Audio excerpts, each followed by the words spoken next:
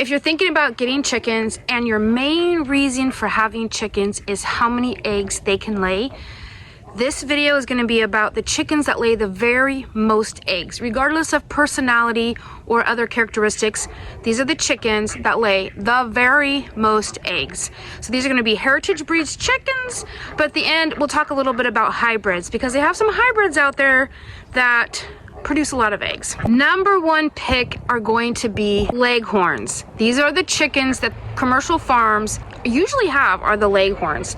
They produce a lot of white, large eggs. Depending on the specific bird, it's going to range between 280 and 320 plus eggs every year. The nice thing about Leghorns is they're a small bird. So for the ratio of feed that they eat compared to the eggs that they lay, you're really getting your money's worth on these birds. They're not my favorite just because their personalities are lacking, in my opinion. They're a little bit more skittish and not as friendly, but they are great layers, undoubtedly.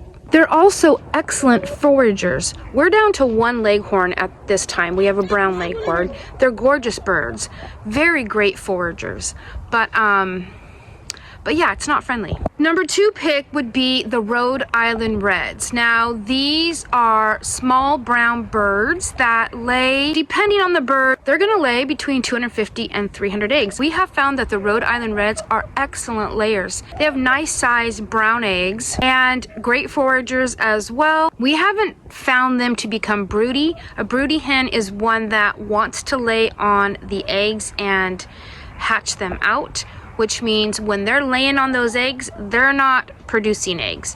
So that can be a pain if a hen is broody. We haven't found the Leghorns or the Rhode Island Reds to be broody. I mean, there can always be that exception to the rule, but that's just our own personal experience. The Rhode Island Reds are considered a dual purpose breed, which means you can raise them and eat them. They're big enough to have a little bit of meat on their bones.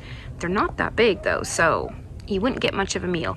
We do not eat our birds. We keep them as laying hens, and then as they get older, we keep them. They are still very productive in giving us fertilizer and pest control. I have really noticed that we have a lot less pest pressure in our gardens keeping the chickens. Now, honestly, chickens don't last here a long time. They tend to die within a few years. We don't have any super old chickens. They just die eventually. I mean, I don't know.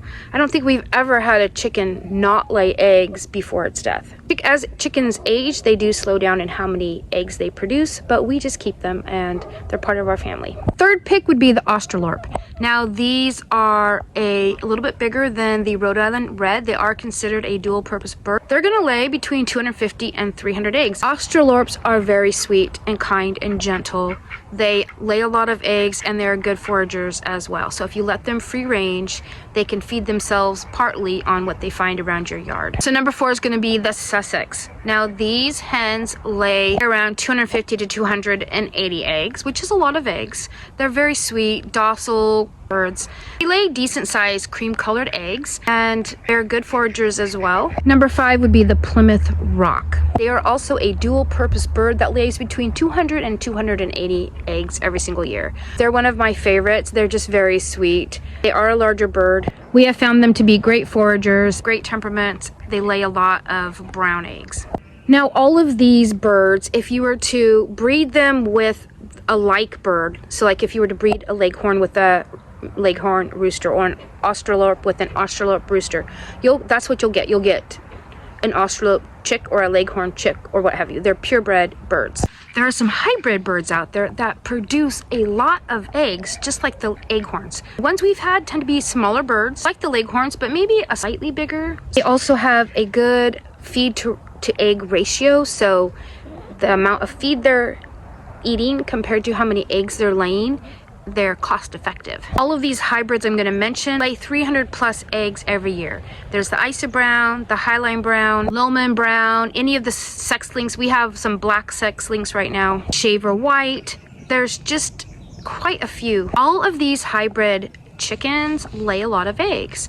And the ones we've had are very sweet chickens. They just have great personalities. Some of the cons that may be associated with them is you cannot breed them for true chicks that would be just like their mothers. So each time you want new chicks like that, you need to buy them, cross the same birds together to make your hybrid. They're supposedly not as good foragers. Now, we have found that the chickens we have, they go out and tend to forage just fine. They may have shorter lifespans because they are bred to mature quickly and produce a lot of eggs. And so they don't tend to have as long as a lifespan as the other birds. There can be more reproductive problems with the hybrid birds.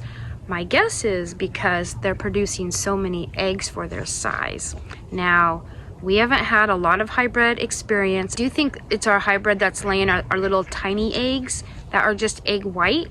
And I'm noticing that the eggs are not as large as the Leghorn. Now, the Leghorn lays a lot of eggs, and the Rhode Island Red lays a lot of eggs, and they're nice size eggs. Our hybrids, now it might just be the varieties we've tried, their eggs are not as large as our other chickens. We raised some black sex links last year. If we wanted to do that again, we'd have to purchase them. We couldn't just incubate or have a hen sit on the eggs that we have. We would need to get a barred Plymouth Rock hen and cross it with a Rhode Island Red or a New Hampshire rooster. So we would have to have those birds here to mate, to produce the eggs, incubate the eggs.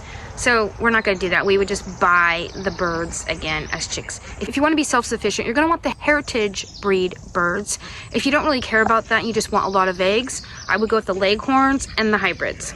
My daughter made a video a couple years ago about the breeds that we think are the best for a backyard setting. I will link that to the end of this video.